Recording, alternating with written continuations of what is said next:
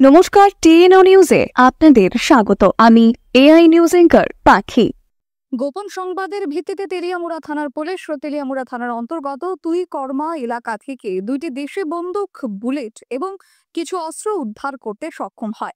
পুলিশের বক্তব্য অনুযায়ী সূত্রে প্রাপ্ত খবরের ভিত্তিতে সংশ্লিষ্ট এলাকায় অভিযান সংগঠিত করে কোনো একটা রাস্তার পাশে ব্যাগের মধ্যে রেখে দেওয়া অবস্থায় এই অস্ত্রগুলো উদ্ধার করা হয়েছে।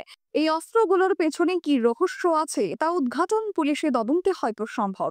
তবে এই মুহূর্তে পুলিশ আশঙ্কা প্রকাশ করছে যে হয়তোবা চোরা শিকারের কাজে ব্যবহার করার জন্যই অস্ত্রগুলো সংগ্রহ করেছে বা তৈরি করেছে। পাশাপাশি এই সফল অভিযানে নেতৃত্ব দানকারী তেলিয়ামুড়া থানার সাব ইন্সপেক্টরের রজত জমাতিয়া দাবি করেছেন যে উদ্ধারকৃত অস্ত্রগুলোর সূত্র ধরে ঘটনার পেছনে কি রয়েছে তা তদন্ত করে দেখা হচ্ছে। তবে স্বাভাবিকভাবেই তেলিয়ামুড়া থানা এলাকায় বন্দুক উদ্ধারের ঘটনার খবর চাউর হতেই এলাকা জুড়ে ব্যাপক চাঞ্চল্য তৈরি হয়েছে।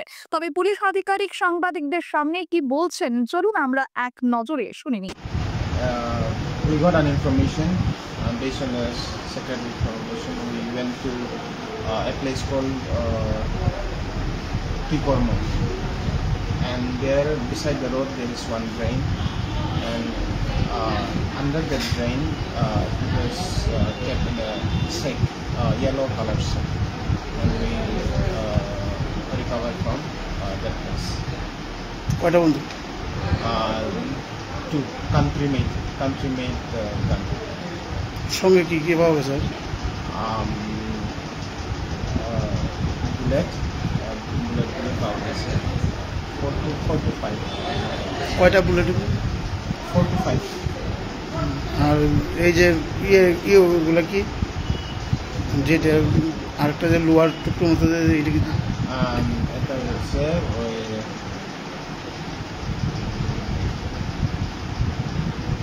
বুলেটের যে খুল এইসব ভিতরে ঢুকায়,